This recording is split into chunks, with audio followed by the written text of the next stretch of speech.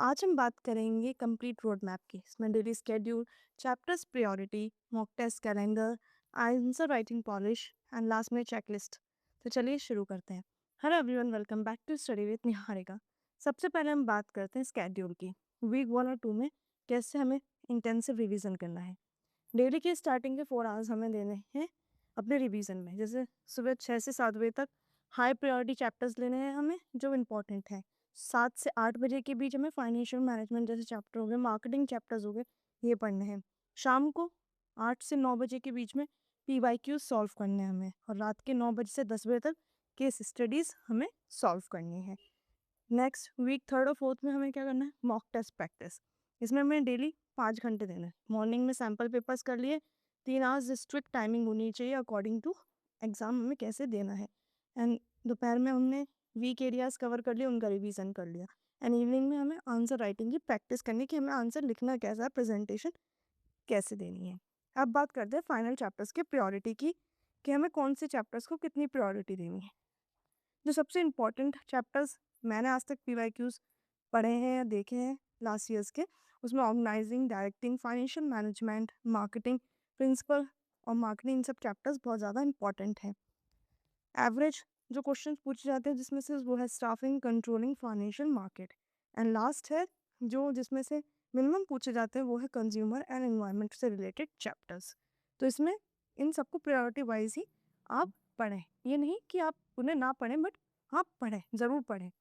और हमें 4 आवर्स का रिवीजन रूटीन कैसे कंप्लीट करना है। जैसे हमने सुबह 6 से 6:30 बजे तक हमने अपनी कीवर्ड्स रिलेटेड हमने नोट्स बनाए हैं, उससे रिलेटेड हमने पढ़ा, उसको रिवाइज कर लिया कि इसे फ्योर प्रिंसिपल हो गया या इसमें किसी में फीचर्स इसके क्या हो गए, तो ना कीवर्ड्स टाइप में हमने पढ़ लिया, इससे आगे का हमें मेमोराइज हो जाएगा। 6:30 से 7:30 के बीच में हमें PYQs प्रैक्टिस कर लेंगे। 7:30 से 8:30 के बीच में केस स्टडीज़ हो गई मेन चैप्टर्स की। 8:30 से 9 बजे के बीच में हमने आंसर राइटिंग प्रैक्टिस करी लॉन्ग आंसर्स की। एंड रात में 9 बजे से 10 बजे के बीच में हमने सैम्पल पेपर सेक्शन के अकॉर्डिंग डिवाइड कर दिया कि आज के दिन हमें सैम्पल सेक्शन ए करना है, इस दिन हमें सेक्शन बी करना है, इसके अकॉर्डिंग।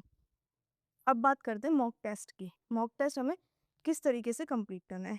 जैसे हमने ले लिया सैटरडे, मान लो सैटरडे को हमने सैम्पल पेपर ले लिया 2025 का, संडे को 2024 का, फिर मंडे को हो गया 2023 का, ट्यूसडे को 2022 का। अब हमें कौन-कौन से सैम्पल पेपर, जैसे हमने कभी वेडनेसडे को हमने ले लिया ओसवाल का, हमें सैम्पल पेपर सॉल्व करना है, थर्सडे को हमें अरिहंत का करना है, एंड फ्राइडे को फिर से सारे मिक्स्ड PYQs हमें सॉल्व करने हैं।